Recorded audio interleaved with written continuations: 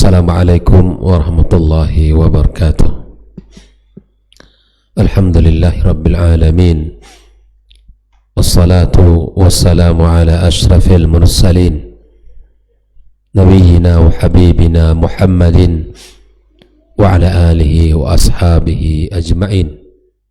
Ashhadu an la ilaha illallah wahdahu la syarika lah, al-malikul haqqul mubin, wa asyhadu anna Muhammadan abduhu wa rasuluh. Ayyuhalladzina amanu ittaqullaha haqqa tuqatih wa la tamutunna illa wa antum muslimun.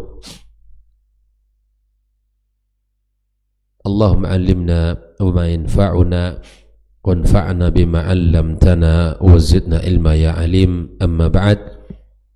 فإن أصدق الحديث كتاب الله وخير الهدى هدى محمد صلى الله عليه وسلم وشر الأمور محدثاتها وكل محدثة بدعة وكل بدعة ضلالة وكل ضلالة في النار. معاشر الإخوة في الدين رحمكم الله, kaum muslimin dan muslimat, al-musyahidin wal musyahidat, saudara-saudari, para pendengar dan penuntut ilmu dimanapun berada. Kita bersyukur pada Allah atas nikmat dan karunia yang Allah berikan kepada kita.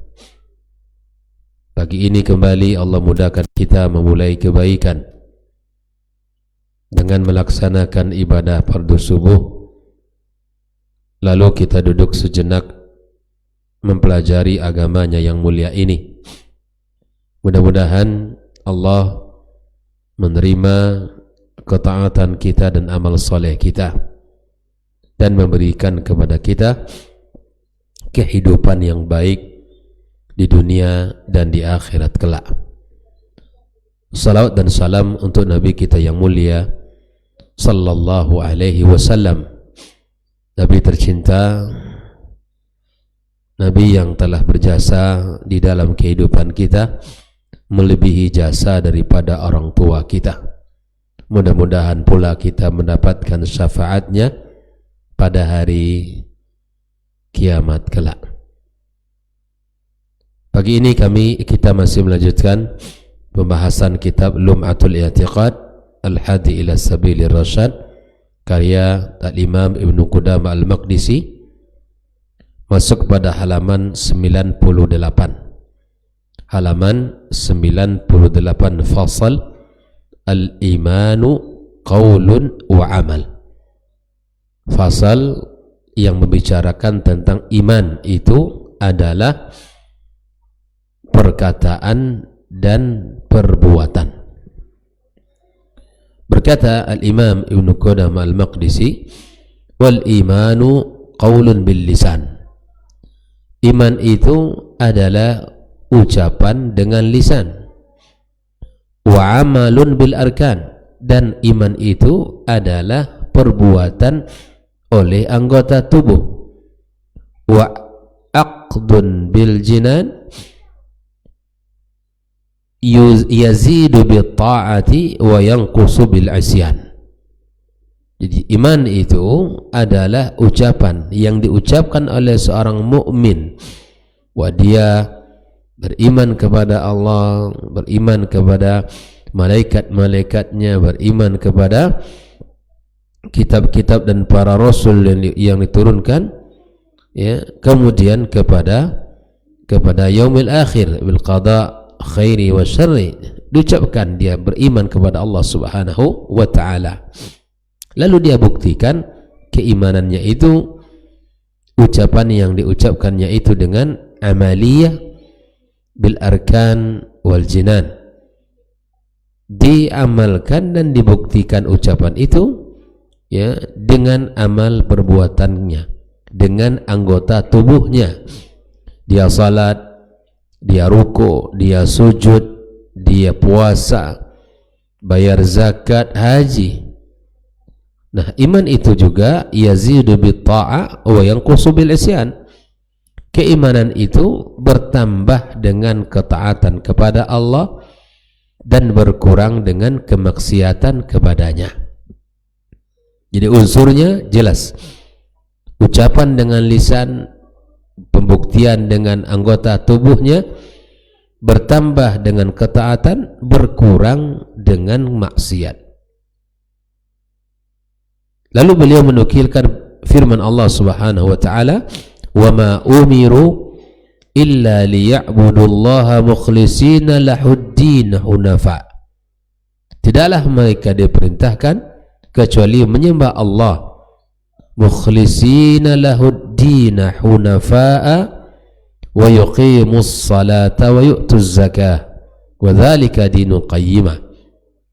Mereka diperintahkan untuk menyembah Allah, mengikhlaskan ibadah agama kepadanya, mengikhlaskan seluruhnya untuk Allah, menegakkan agama yang lurus ini, mendirikan salat, membayar zakat, ya, dan itu agama yang lurus, agama yang kuat, agama yang kokoh. Tidaklah diperintahkan seseorang melainkan untuk beribadah kepada Allah semata. Tidak boleh dicampurkan dengan makhluk, dijaga keikhlasannya, jangan dikotori dan dinodai dengan kesyirikan. Maka di sini faja'ala ibadatallahi ta'ala bi ikhlasil qalbi wa iqamis salah wa ita'iz zakat kulluhu minad din. Di dalam ayat ini Allah Subhanahu wa taala menjadikan ibadah kepada Allah itu dua: mengikhlaskan hati, mengikhlaskan apa yang diucapkan untuk Allah, ya, mengikhlaskan niatnya hanya untuk Allah. Yang kedua, mendirikan salat, ini merupakan amal badan. Wa ita'iz zakat, ya, ini merupakan amal daripada amal harta kita, di mana harta kita keluarkan. Dan semua itu adalah bagian dari agama yang mulia ini. Lalu kemudian Al-Imam Ibnu Qudamah Al-Maqdisi menyebutkan, tidak hanya ayat Allah yang menjelaskan tentang perkara ini, tetapi terdapat hadis Nabi SAW yang berbicara tentang keimanan ini. Qala Rasulullah sallallahu alaihi wasallam, al-imanu bid'un wa sab'una syu'bah. Iman itu lebih daripada 70 cabang. Ya, a'laha syahadatu an la ilaha illallah wa adnaha imatatul adha anit tariq. Iman itu lebih daripada 70 cabang. Ya, iman itu sangat banyak cabang-cabangnya. Seperti mana yang ditulis oleh Imam Al-Baihaqi dalam kitab Syu'abul Imannya, dan diringkaskan oleh Al-Imam Al-Qazwini di dalam kitab Mukhtasar Syu'abul Iman. Silakan dilihat cabang-cabang keimanan sangat banyak.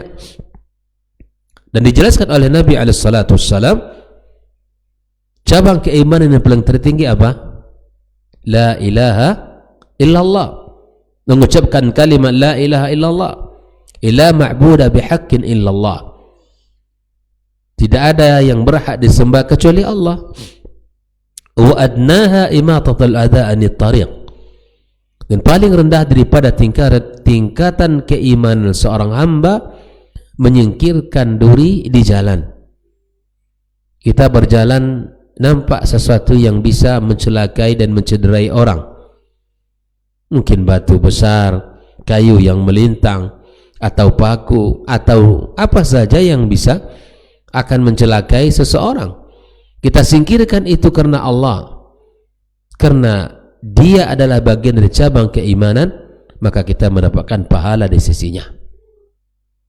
Ada kepedulian kepada diri dan orang lain. Tidak hanya memikirkan dirinya, tetapi dia berfikir untuk kebaikan diri dan orang lain. Itulah orang yang beriman itu. Tidak cukup hanya memikirkan kebaikan dirinya, tapi dan memikirkan kebaikan untuk orang lain juga. Nah, iman itu gabungan antara ucapan lisan dengan amal bil arkan.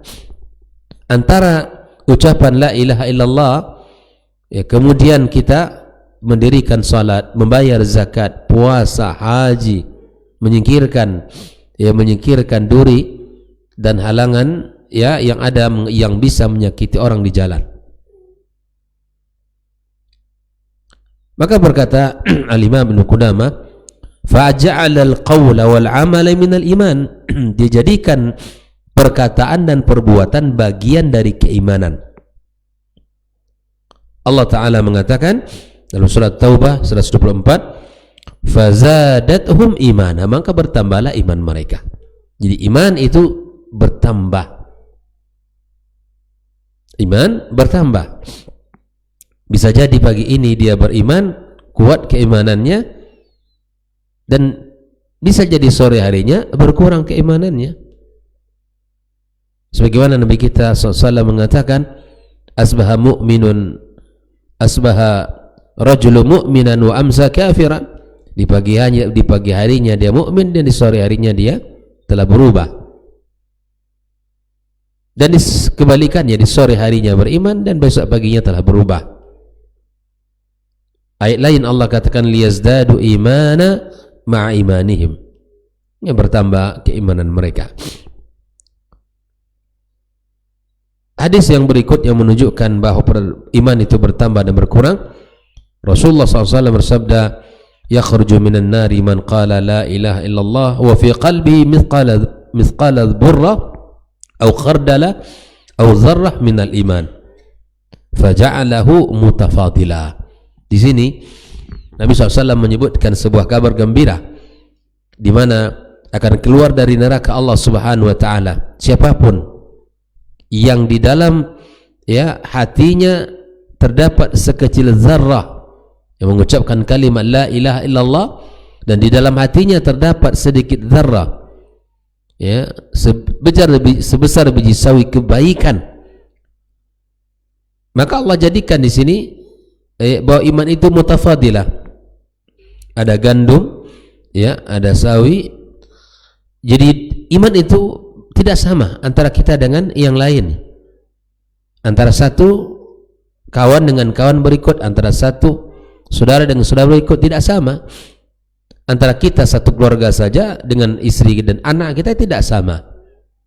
Nabi jadikan dia mutafadil, bertingkat-tingkat sesuai dengan kesadaran seseorang dan sesuai dengan tingkat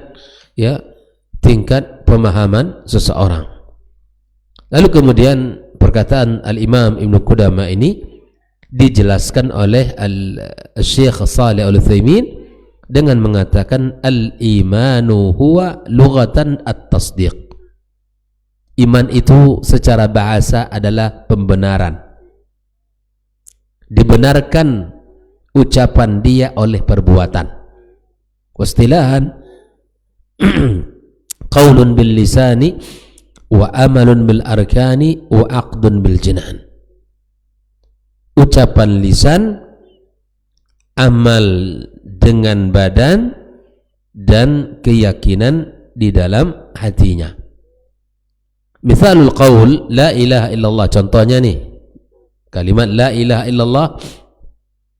Wa misalul amal ar-ruku', dia ruku', sujud, kita ucapkan, seseorang mengucapkan la ilaha illallah, dibuktikan dengan amal apa? Contohnya salat dia, ruku', sujud dia. Dan misal al-aqd al-iman billahi wa malaikatihi wa ghairi dzalika mimma yajib i'tiqaduh. Beriman kepada Allah, para malaikat, dan yang lain yang wajib untuk kita yakini. Adapun dalil yang menunjukkan bahwa iman itu adalah ucapan dan perbuatan, seperti mana yang sudah kita nukilkan tadi, surah Al-Bayyinah ayat 5, wa ma umiru illa liya'budullaha mukhlisina lahuddin hunafa'a wa yuqimus shalah wa yu'tuz zakah wa dzalika dinul qayyimah. Allah jadikan keikhlasan ibadah salat, puasa, salat, zakat dari agama Allah Subhanahu wa taala.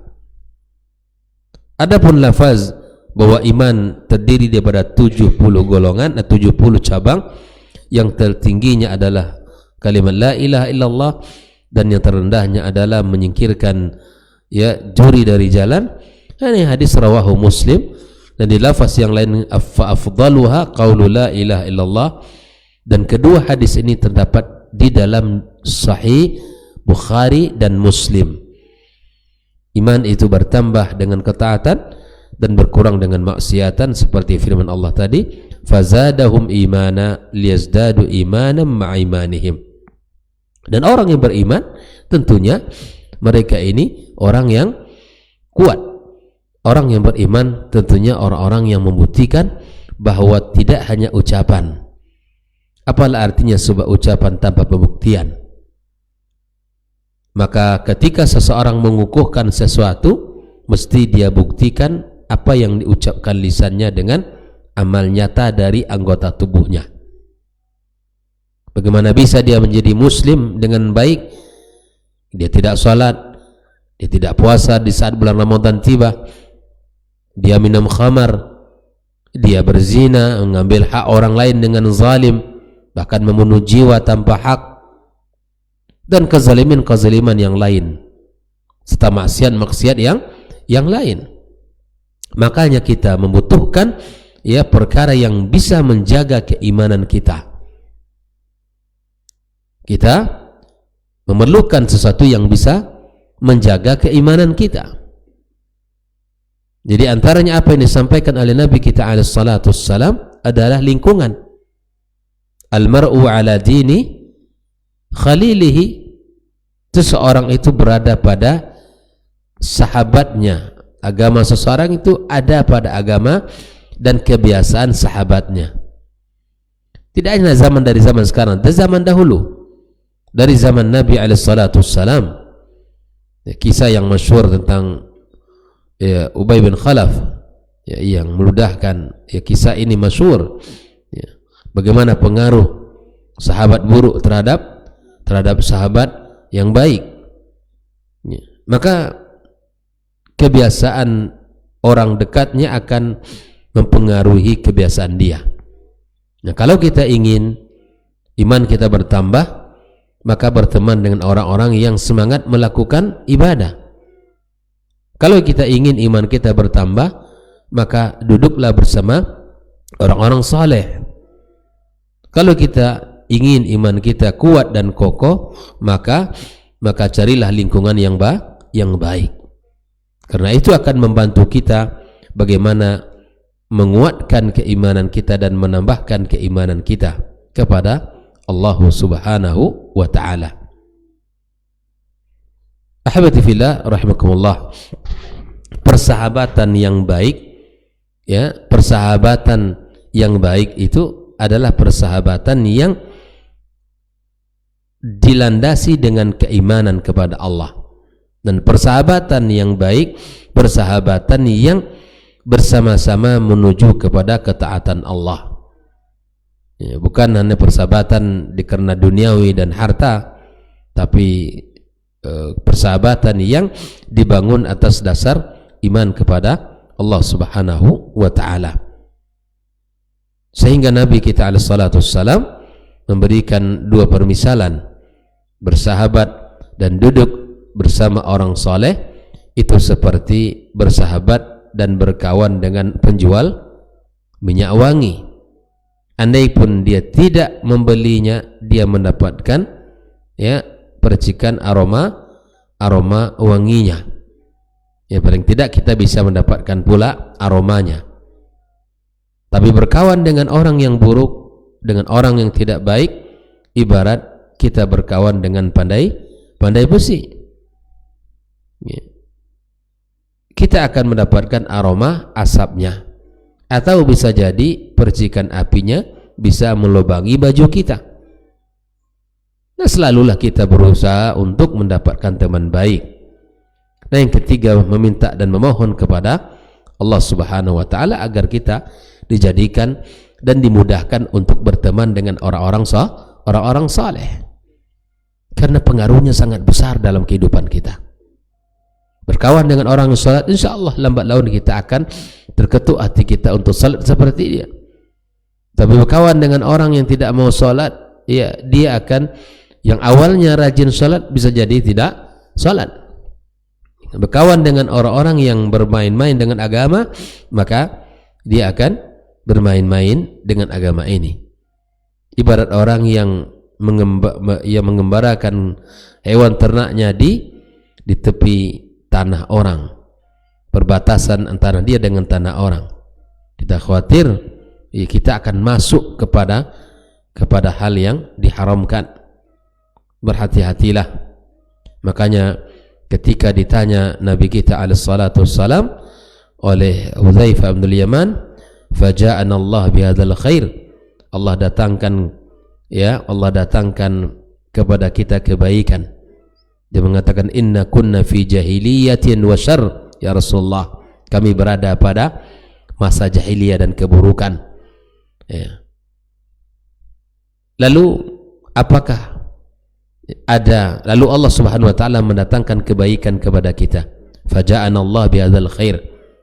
Lalu dia bertanya, apakah ada keburukan setelah datangnya kebaikan ini? Maka Nabi mengatakan iya.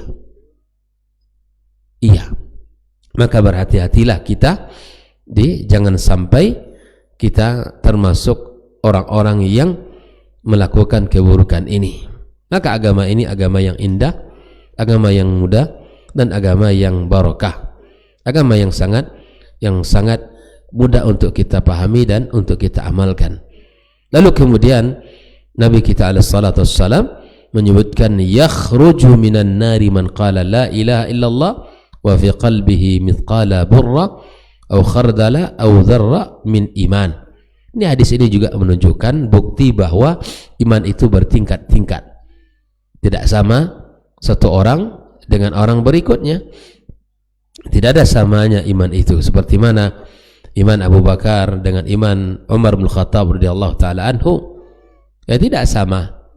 Nah, kisah yang indah yang kita dengarkan dari mereka adalah di saat Nabi sallallahu alaihi wasallam memerintahkan untuk mengeluarkan harta mereka berjihad di jalan Allah Subhanahu wa taala. Nah, hari itu Umar ingin mengalahkan Abu Bakar. Bagaimana? Di dalam beramal, mengalahkan di dalam beramal tentunya.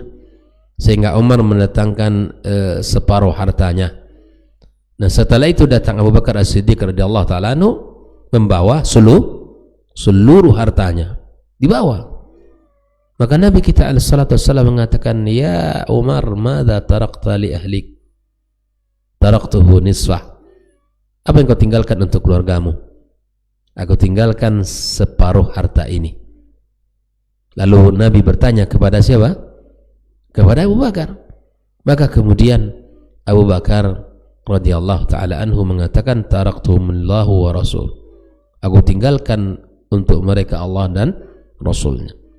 Apa kata Umar? Umar baru mengaku kalau dia tidak akan mampu menyayangi semangat Abu Bakar dalam beramal. Banyak kisah dalam kehidupan para sahabat. Seperti mana kisah Abu Bakar juga yang sangat luar biasa. Di pagi hari Nabi SAW mengatakan, siapa di antara kalian yang berpuasa? Dia mengatakan, mengangkat tangan. Siapa yang pagi ini ya di antara kalian yang telah menjenguk saudaranya? Lalu Abu Bakar mengangkat tangannya. Dan ini ada kebaikan yang berbeda-beda dan semua dilakukan. Masing-masing sahabat memiliki keutamaan dan kelebihan, dan begitu juga kita hari ini.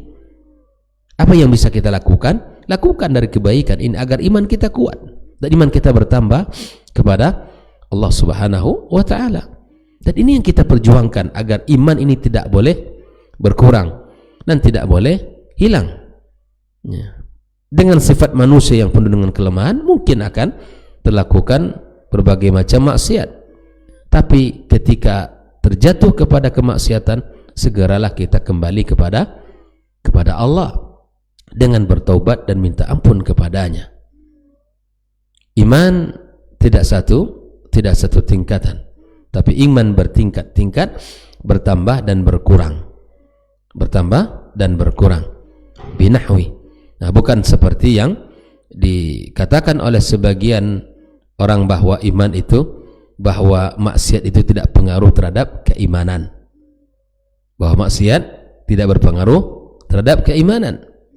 Ya, ini adalah pemahaman yang salah.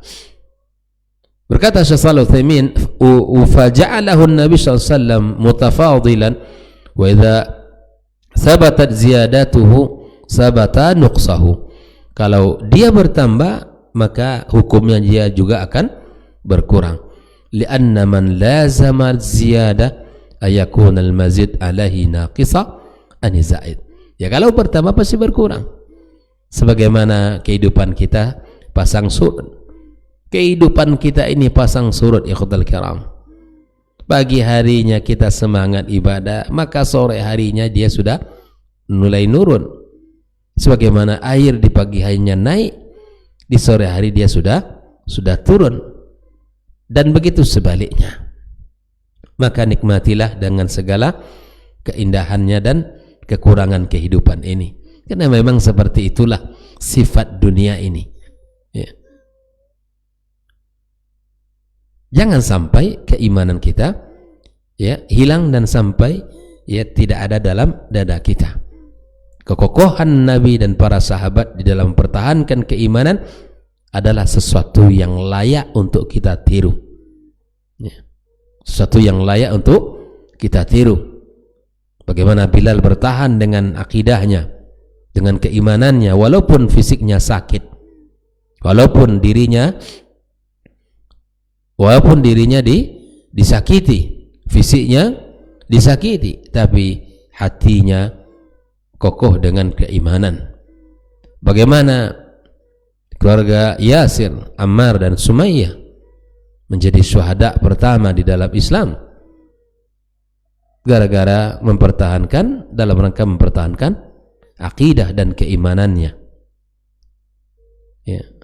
Bagaimana Syekhul Islam Ibnu Taimiyah dipenjara, disakiti, dibuang, kata dia, kalian tidak akan bisa mengusikku, kalian tidak akan bisa menggangguku, kalian penjarakan aku, itu adalah sebagai khalwatku, kalian usir aku dari negeri ini, itu adalah rihlahku.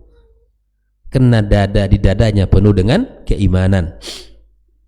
Bagaimana Imam Ahmad ya, diuji dengan sebuah fitnah besar, tapi dia tidak mengatakan bahwa Al-Quran itu makhluk, dia tetap bersabar.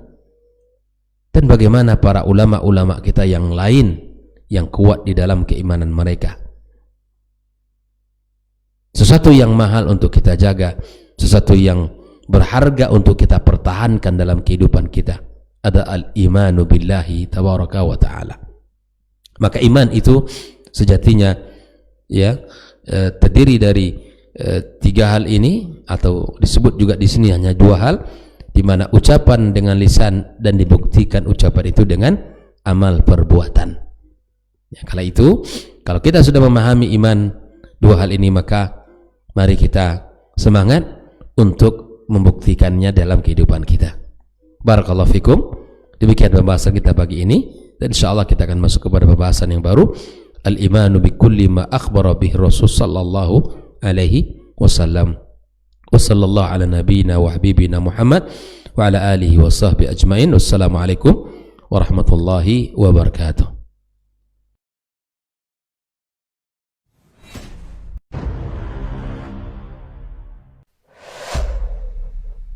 Dunia dan seisinya ini bagi Allah tak sama nilainya dengan sebelah sayap lalat. Barang siapa yang beramal untuk akhiratnya, Allah akan cukupkan baginya urusan dunia. Sayati zamanun 'alan nasi as-sabiru fihim qalqabit al-jamarah. Akan ada satu masa di akhir zaman yang berpegang teguh dengan agamanya seperti orang yang sedang memegang bara